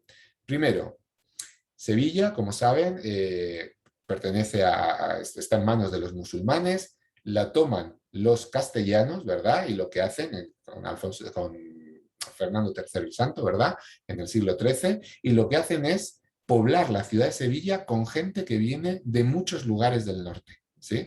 Es decir, gente que trae muchas formas diferentes de hablar. ¿Qué ocurre cuando muchas formas diferentes de hablar entran en contacto? Que se produce una coiné. Lo estuvimos describiendo para América, ¿verdad? Podemos suponer, por tanto, que el andaluz, ¿sí? El habla de Sevilla, va a ser una coiné, y sabemos que en las coinés triunfan aquellos fenómenos que suponen una simplificación. De manera que frente a dos fonemas, tener un solo fonema es una simplificación, ¿vale? Por tanto, ¿por qué en el sur se impone la simplificación, el seseo? En primer lugar, porque es una coiné. Y eso favorece que triunfen estos fenómenos simplificados. En segundo lugar, tenía que tener... Ahí está. En segundo lugar, porque, bueno, no me interesa tanto la segunda idea, pero bueno, en segundo lugar lo comento muy rápidamente, porque cuando se están produciendo estos cambios, ninguno se considera más elegante que otro, todos se consideran a la par, ¿verdad? Ninguno está estigmatizado. Y esto explica que cualquiera de ellos pudiera triunfar. No es que uno fuera el elegante y otro el de la gente vulgar, de manera que como todos tenían la misma valoración, cualquiera podía triunfar. No me interesa mucho esa idea, ¿sí? Me interesa la tercera, ¿sí? Sevilla, se produce una coiné, triunfa el seseo, ¿verdad? Triunfa el seseo. ¿Y qué pasa con Sevilla? Que Sevilla durante el siglo XV y XVI se va a transformar en la ciudad más grande y más rica de la península. De manera que su forma de hablar se transforma en prestigiosa, ¿vale? Por tanto, fíjense, el hecho de que sea una coiné explica por qué en Sevilla se impone el seseo. Ahora bien, para entender lo que va a pasar en América, tenemos que tener en cuenta el siguiente punto, que es que Sevilla se convierte en la ciudad de referencia en España. Era más grande que la capital, era más grande que Madrid, primero Toledo, luego Madrid, que fueron las capitales, era muchísimo más rica que Toledo y Madrid, precisamente por el comercio con América, y esto hace que su forma de hablar sea una forma de hablar prestigiosa, sea una forma de hablar prestigiosa. Por tanto, fíjense que, bueno, al ser una forma de hablar prestigiosa, eso hace que el seseo se convierta en una forma prestigiosa. Por tanto, fíjense que desde el punto de vista de la lingüística interna, lo que veníamos explicando antes, yo les puedo explicar por qué aparece la distinción y por qué aparece el seseo. O mejor, cómo aparece la distinción y cómo aparece el seseo. Ahora bien, si lo que quiero es explicar por qué el seseo se transforma en dominante en Sevilla, no me sirve el sistema. Tengo que ir una vez más a hechos históricos y a hechos culturales. Y de ahí la importancia, ¿verdad?, que digo todos los días y vuelvo a repetirme, de trabajar con los colegas de historia y de literatura y de sociología que nos dan todos estos datos. Ya tenemos, por tanto, el siglo XVI, ¿sí?, en el que el seseo ha triunfado en Andalucía y además se ha convertido en un rasgo prestigioso porque es el habla de Sevilla. Y Sevilla es la ciudad prestigiosa por excelencia. Así es como se produce esta cuestión. No sé si vamos bien hasta acá. Muy bien, cualquier pregunta.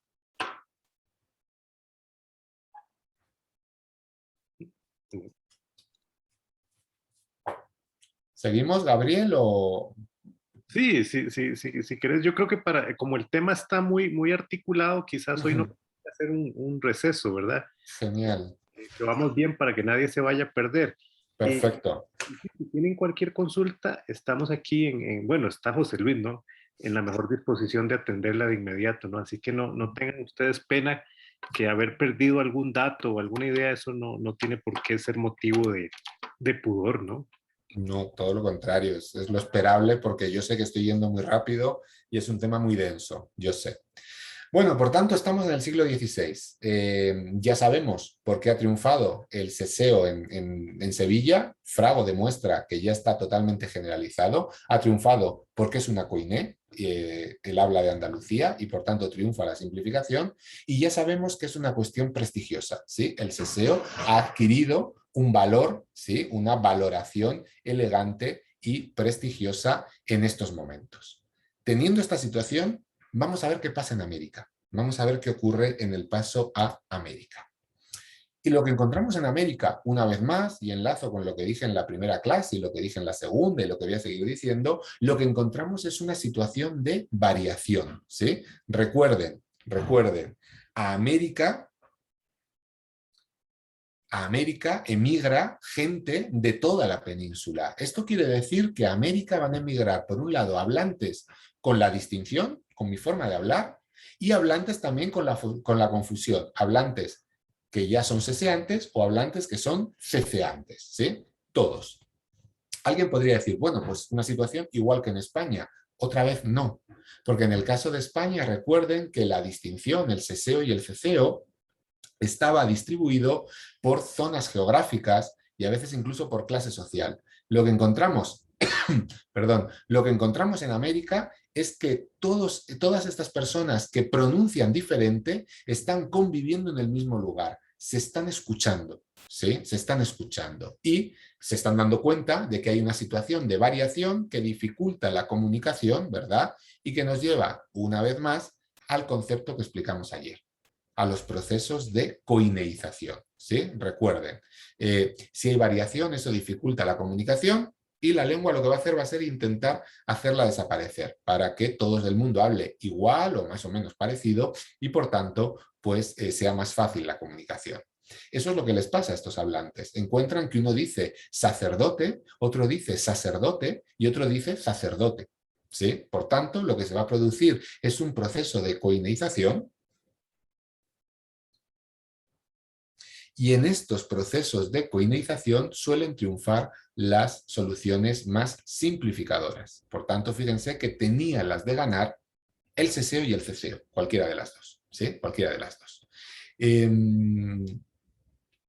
Bueno, sí, ahí está, cualquiera de las dos.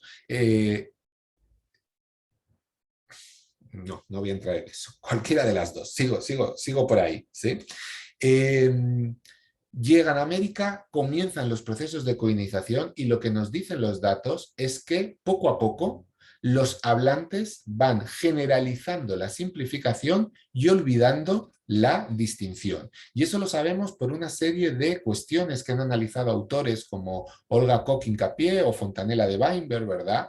Donde dicen, por ejemplo, mirando la documentación vemos cómo personas que eran distinguidoras, ¿verdad? Con el paso del tiempo se han convertido en confundidoras, ¿sí? En seseantes. Es decir, gente que venía de Toledo y que por tanto pronunciaba como yo. Vemos documentos suyos después de estar 30 años en América y han cambiado su pronunciación, ¿sí? Se han transformado en seseantes. Por ejemplo, también vemos cómo los primeros criollos que adquieren el español o incluso las poblaciones autóctonas que aprenden el español, aprenden un español confundidor, un español seseante. Por tanto, fíjense cómo lo que estamos viendo es que esta situación de variación se está transformando en una situación de unidad, lo que es una coineización, y en este proceso, si lo aplicamos en concreto a las sibilantes, estamos viendo cómo aquellos que adquieren el español lo adquieren ya simplificado o aquellos que distinguían empiezan a confundir, ¿vale? Por tanto, se está generalizando, repito, a partir de esta variación que viene de España, un proceso único con el seseo,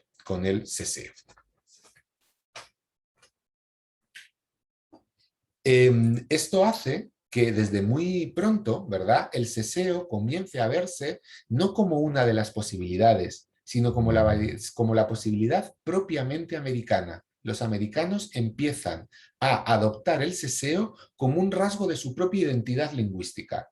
Y luego les voy a poner algunos ejemplos muy interesantes del siglo XIX, precisamente de la época de los bicentenarios, ¿sí? Por tanto, fíjense, repito que hay un cambio en cuanto a la variación que se transforma en unidad, pero también en cuanto a la valoración de ese elemento, de ese seseo, que no es una más de las posibilidades, sino nuestra posibilidad, la posibilidad propiamente americana. Y es un proceso muy rápido. Este proceso es muy rápido, ¿sí? Al menos el primero, el de la personalidad es más difícil de ver, pero el primero es muy rápido. Y les voy a dar algunos datos. Por ejemplo, Olga Koch-Incapié, que la acabo de citar, trabaja con el español de Bogotá, ¿verdad? Saben que Bogotá se funda en 1538, pero la documentación hasta 1550 está perdida, se quemó en un incendio. Ella trabaja con la documentación de 1550 a 1600, ¿sí? Bueno, pues ella descubre que en el paso de 2 generaciones, es decir, ya para 1600, Bogotá era una ciudad totalmente seseante. Fíjense que la pronunciación ha cambiado en 2 generaciones, es algo bastante rápido. Y este seseo lo encontramos, claro, Bogotá, Colombia, pero lo encontramos también en zonas como México, como Puerto Rico, como Buenos Aires, como Costa Rica, ¿sí? En el mismo siglo XVI. Lo que quiere decir que este proceso, ¿verdad? No es un proceso puntual de un lugar específico, sino que es un proceso que se está dando en todo el continente de una forma muy rápida. Dice una vez más Fontanella de Weinberg, hacia 1650 el seseo está totalmente generalizado entre criollos, mestizos e indígenas, evidentemente que hablaban español.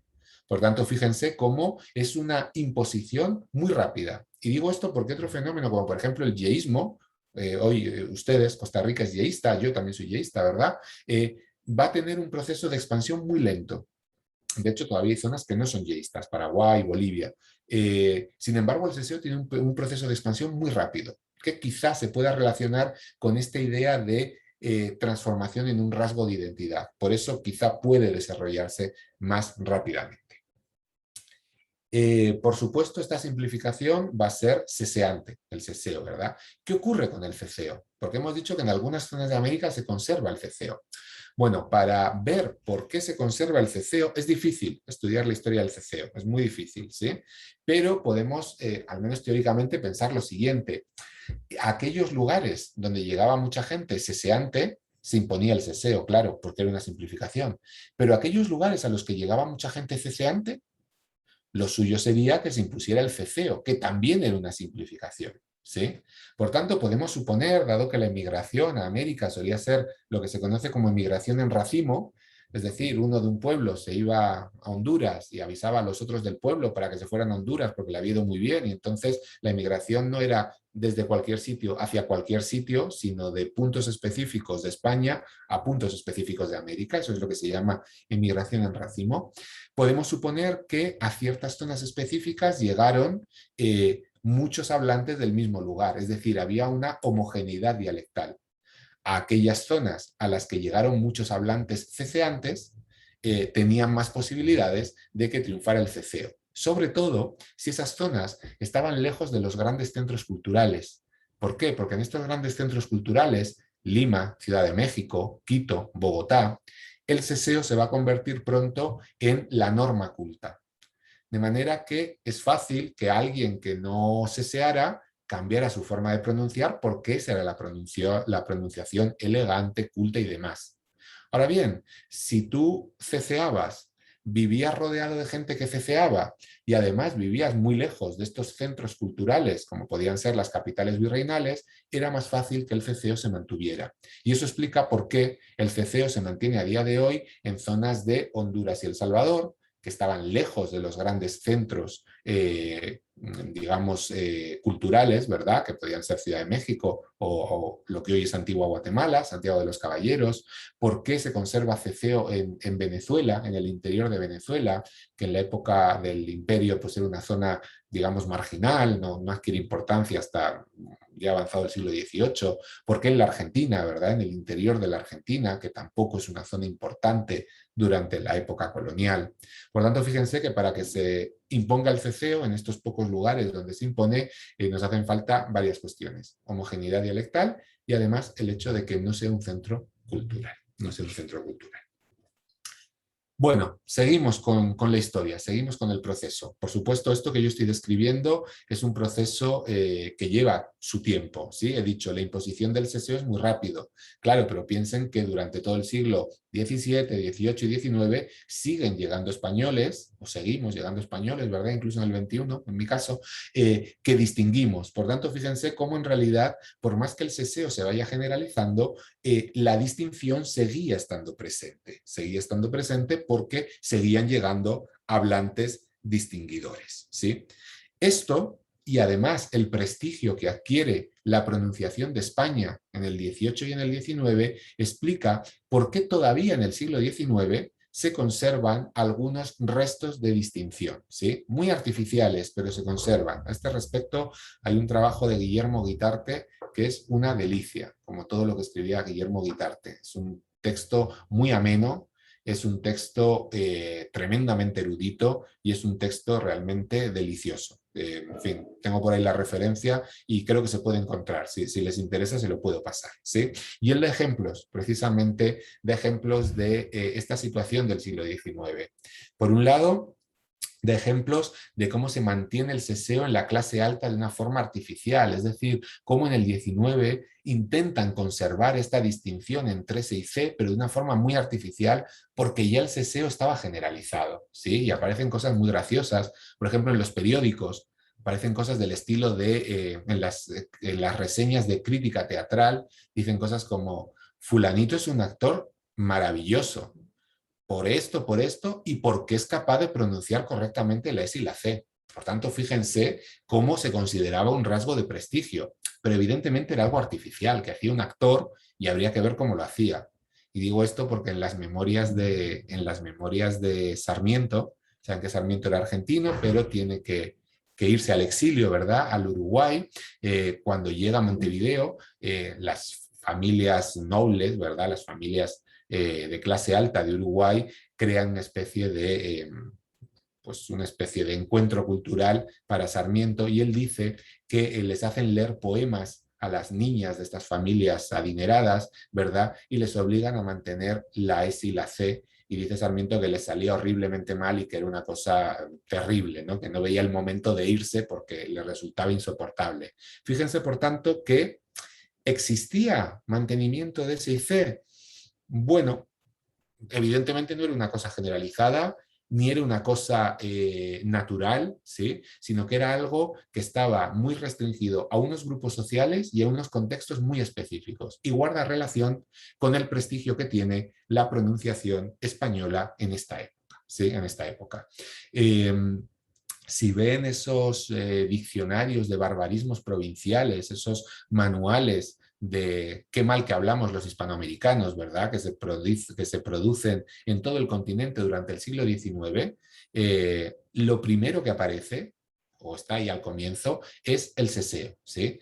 Los nicaragüenses, los guatemaltecos, los venezolanos, pronunciamos mal el español porque confundimos la pronunciación castiza y correcta, suelen decir, de la S y la C, ¿sí? Fíjense que cuando estos autores están diciendo esto, primero, cuando lo están criticando, nos están hablando de que todavía existe la idea de que la forma correcta de pronunciar es la mía, es la distinción, ¿sí? Aunque no tenga ningún sentido histórico, pero es la idea que tenían. Y por otro lado, si están diciendo esto y lo dicen en todos los libros, lo que nos están demostrando es que el seseo estaba totalmente generalizado, ¿sí? Porque cuando hacen tanto énfasis en que la gente pronuncia mal, es porque evidentemente todo el mundo lo pronuncia, ¿sí?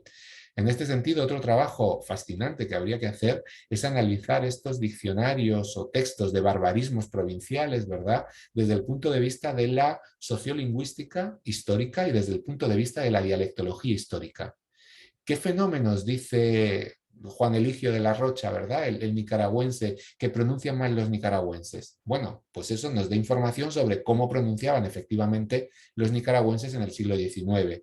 Y esto enlaza con lo que preguntaba Eric, cómo se puede sacar información de la pronunciación del pasado, por ejemplo, por estos textos de barbarismos provinciales, los solían llamar, ¿sí? El texto de Gallini, ¿no? La primera edición, que es también esta idea, ¿no? Provincialismos de Costa Rica, una cosa así. Fíjense que está dando información de cómo efectivamente pronunciaban los costarricenses y a veces da datos de esto lo hace la gente del campo, o esto lo hace la gente más vulgar, pero no los que somos un poquito más educados. Fíjense que con eso también se pueden obtener algunas informaciones sobre la distribución sociolingüística. Eso es un trabajo muy interesante que está sin hacer. Ahí tienen también una línea de investigación maravillosa y además muy divertida, muy divertida. Entonces ahí les queda otra cuestión. También dice Guitarte, ¿verdad? ¿Cuál es el lugar en el que más tiempo se mantiene la distinción del S y la Z? Él dice, probablemente, perdón, son los vecinos, probablemente en el sur de Colombia, en la zona de Nariño, él dice que se mantiene la distinción hasta bien entrado el siglo XIX y da una serie de datos históricos. Fíjense que Nariño nunca se quiso independizar de España. ¿Sí? Él dice que en 1850 y 60, cuando ya llevaba muerto 30 años Fernando VII, todavía salía la gente a tirar el sombrero a la plaza y decir viva Fernando VII. Fernando VII, que como saben, fue el peor rey en toda la historia de España, y mire que han tenido muchos competidores, ¿no?, para ver cuál era el peor de todos.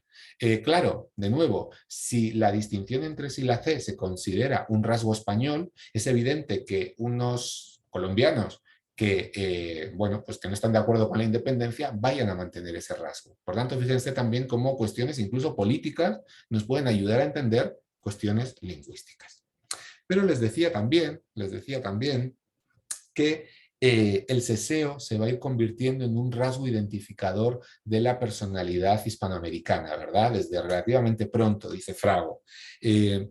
Podemos investigar por ahí o podemos espigar entre los textos una serie de noticias donde los propios autores hispanoamericanos reconocen el seseo como un rasgo suyo, como un rasgo de identidad, como su forma de pronunciar. Y eso nos está hablando de cómo lo están viendo como un rasgo de identidad. Hay, una vez más, en este trabajo de Guitarte, hay una referencia magnífica que tiene que ver con las guerras de independencia, muy apropiado, ¿no?, ahora que estamos con el Bicentenario, y en el caso de Venezuela, ¿sí?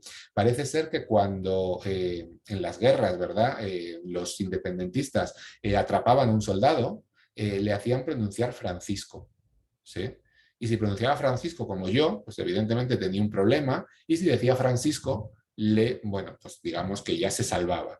Fíjense que ahí lo que está diciendo es que para estos independentistas, Francisco, el seseo, era un rasgo que identificaba a los hispanoamericanos, ¿sí?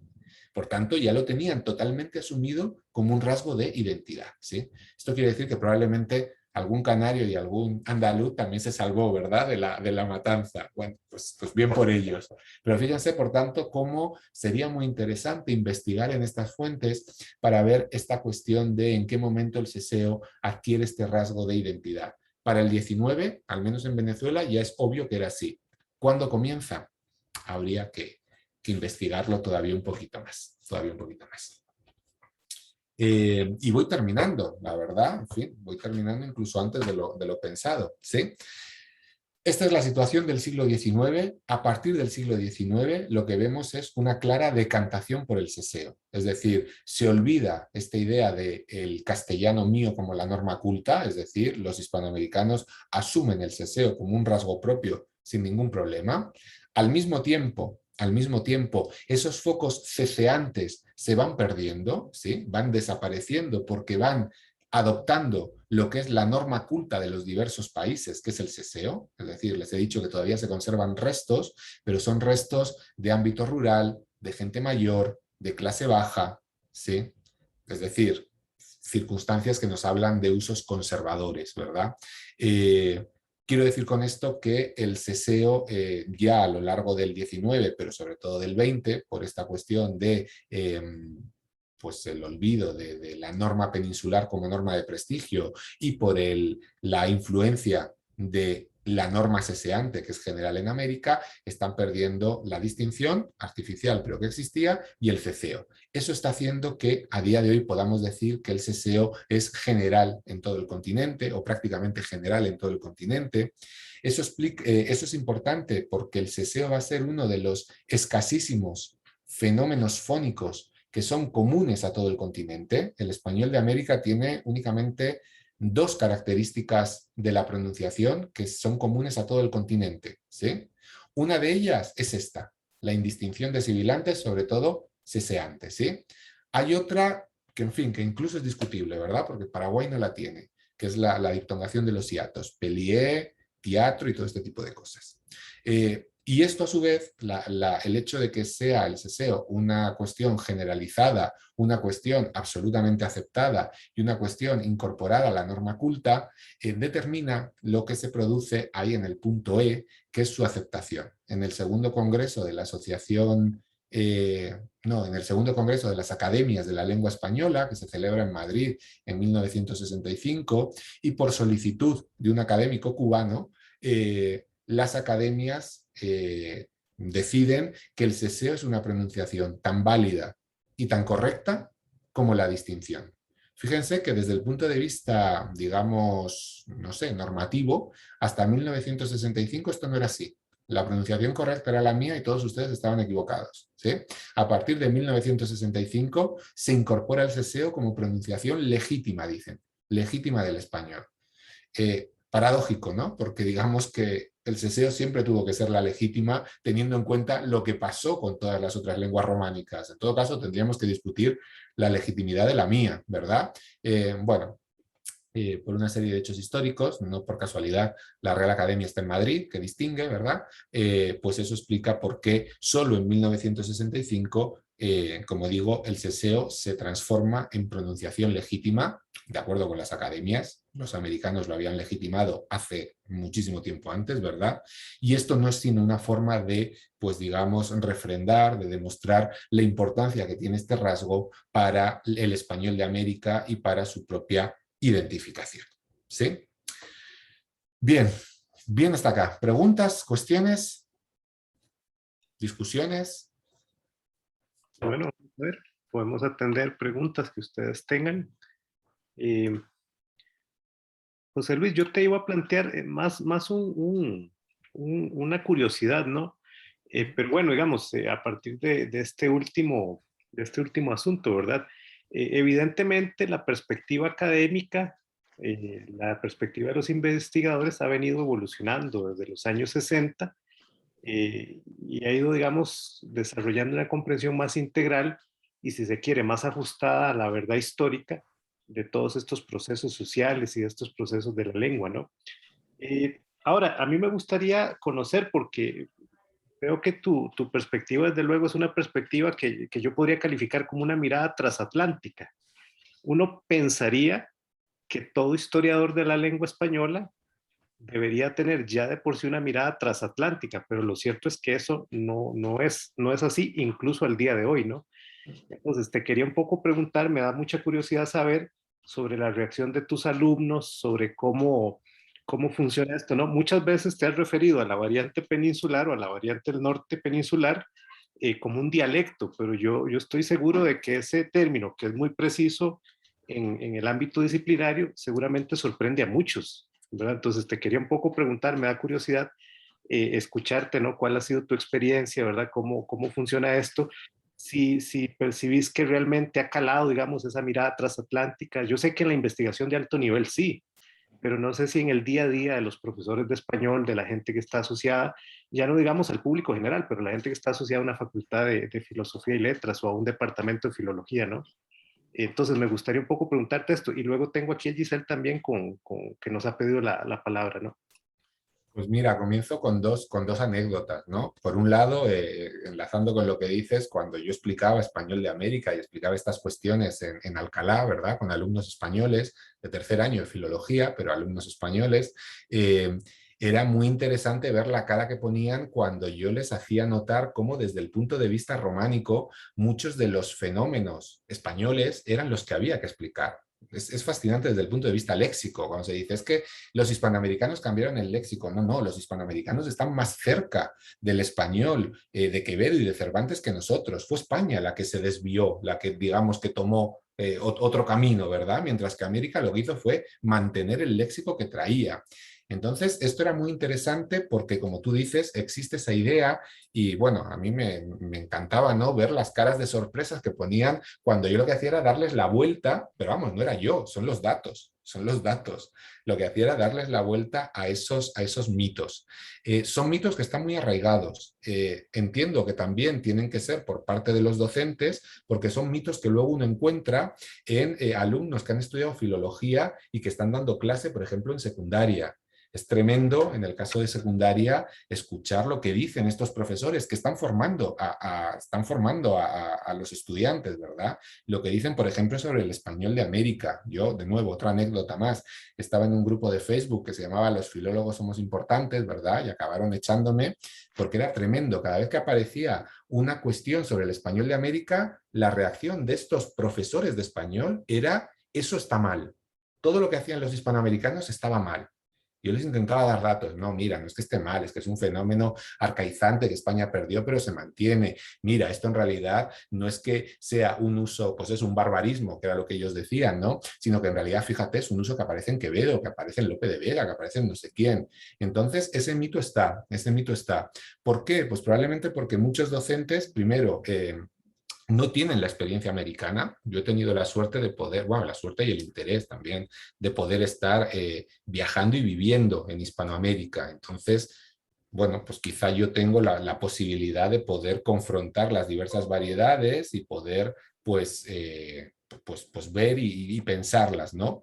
Muchos de mis colegas, en realidad, pues agarran el manual de la PESA, que claro, es un manual magnífico, pero que hay que poner en su contexto temporal. La PESA lo estuvo escribiendo, la última edición es del 81, pero empezó a escribirlo en la Guerra Civil, en el año 30 y tantos, y la PESA alguna vez estuvo en América, pero poquito. Entonces lo ven desde esa perspectiva. Pero a mí lo que más me preocupa es la cuestión de ese estereotipo que existe sobre la idea de lo que dicen los americanos está mal. Otra también, para otra de estas bután, ¿no? O de estas escándalos que yo decía ahí en clase, yo les decía: chicos, el español no es una lengua europea. El español es una lengua americana con un apéndice europeo y me baso en la demografía, si somos el 10% de los hablantes. Entonces creo que es un problema, creo que es un problema. Por un lado, me parece que hay poco interés por América, al menos en la filología hispánica de España, y poco conocimiento, y poco conocimiento. Y también algo que probablemente no sea solo nuestro, sino general, que es mucha repetición de ideas que están tomadas de la bibliografía sin pararse quizá a reflexionar, como diciendo: espera, esto lo dijeron, pero ¿será así? ¿O lo puedo analizar de otra forma? Y desgraciadamente eso cala en este prejuicio que es muy generalizado de el español hispanoamericano es malo, es erróneo y es peor que el de España. Entonces, bueno, a mí me gusta luchar contra eso. Probablemente sea mi lucha quijotesca contra los molinos de viento, ¿no? Pero bueno, por lo menos les hago pensar a los chicos, ¿no? Porque se llevan la sorpresa cuando les cambio la perspectiva. Pero repito, no soy yo, son los datos los que les cambian la perspectiva. Entonces, bueno. Muchísimas gracias, José Luis. Bueno, tenemos a Giselle. Giselle, adelante, por favor. Sí, tal vez, José Luis, muchas gracias por tu disertación de hoy, muy interesante. Ahora, hay algo que está un poquito alejado del tema, pero que a mí me fascina, y es el euskera. Entonces, si tenés alguna información nueva acerca de su origen, porque yo he leído que los africanos, que venía de África, que los Balcanes, o allá por el Cáucaso, o si no, de origen autóctono, ¿verdad? No sé. La verdad es que sobre ese tema, que es así como la Atlántida, o una de las Atlántidas de la lingüística, ¿verdad? Pues la verdad es que últimamente investigaciones serias no he leído Tampoco. muchas. Creo que se han resignado a los vasquistas, ¿verdad? Pues a asumir que probablemente no vayamos a saber cuál es el origen. Tú has apuntado las tres teorías, ¿no? La teoría clásica del vasco-iberismo, ¿no? El vasco y el ibero es lo mismo, es autóctona. La cuestión del vasco como familia del bereber, ¿no? Que defendía Tobar, o el vasco relacionado con el georgiano, que es cierto que tiene unos parecidos muy interesantes y hay una serie de tradiciones muy interesantes, ¿no? Los georgianos dicen que los georgianos a su país lo llaman Iberia, la península ibérica, en fin, y tienen una leyenda de que hace muchos años salieron unos georgianos y se fueron hacia el occidente, ¿verdad? Bueno, pues ahí podría ser. Esas son las teorías tradicionales, ¿verdad? Como tú señalabas, Giselle, que ahora yo creo que se han quedado un poquito en suspenso ante la imposibilidad de seguir avanzando. Es probable que el vasco tuviera hermanos y primos, ¿verdad? Pero que han desaparecido, no han dejado huella escrita y entonces es imposible estudiarlo. Por otro lado están las teorías, digamos, en fin, no sé, folclórico-esotéricas, ¿verdad? Eso de que es familia de no sé qué lenguas africanas porque han encontrado una palabra en común o que viene de la Atlántida, en fin. Son teorías poco serias que tienen mucha repercusión, desgraciadamente, más que las serias, pero que no tienen ninguna credibilidad. Hay una cuestión muy interesante que últimamente se discute y que además es muy polémica, que es lo que se llama la teoría de la vasconización tardía. Tradicionalmente la idea es que cuando llegan los romanos ya está el vasco en la península. Esa es la idea tradicional que siempre se ha tenido. Ahora hay algunos autores que defienden, y con argumentos muy sólidos, que en realidad el vasco no es autóctono del País Vasco, sino que en realidad es una lengua emigrada. Probablemente, ellos dicen que probablemente en el País Vasco, en lo que hoy es el País Vasco, lo que había en la época romana eran celtas, eran pueblos célticos.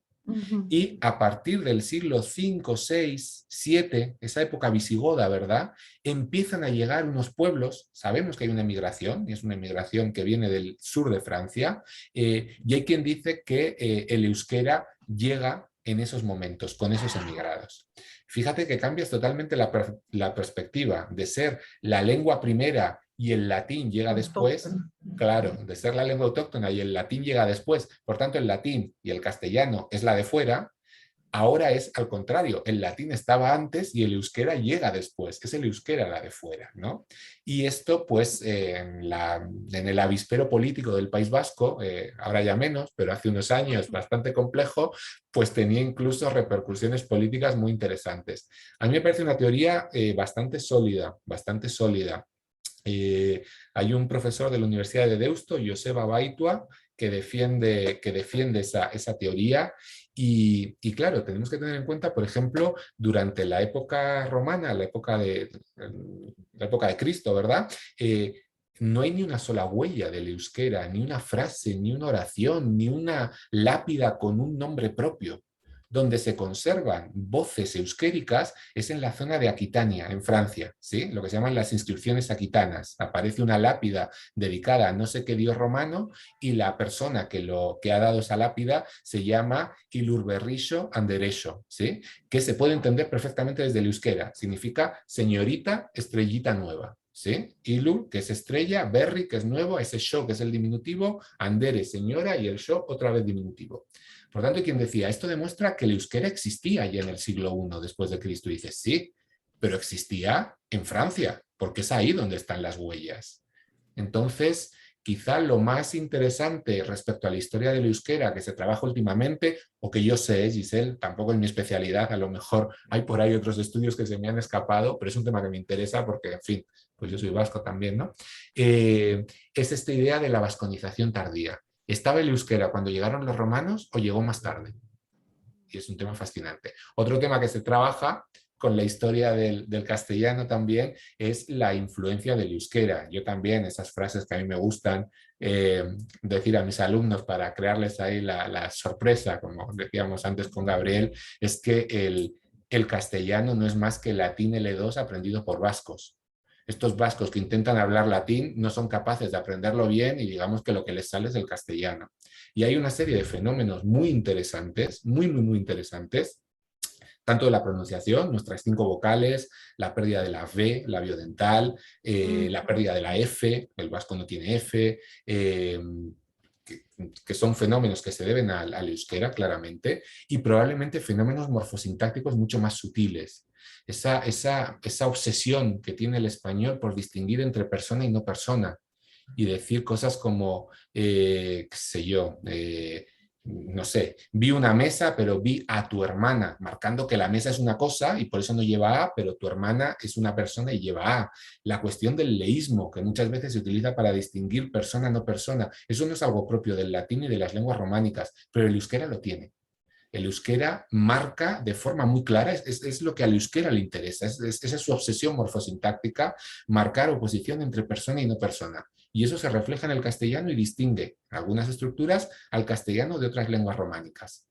Bueno, es evidente que el castellano nació en contacto, ¿no? Las célebres glosas emilianenses, primer texto escrito en castellano, entre comillas, porque tampoco es que sea muy castellano, en ese mismo texto, además de esas glosas en algo parecido a castellano, hay dos glosas en euskera.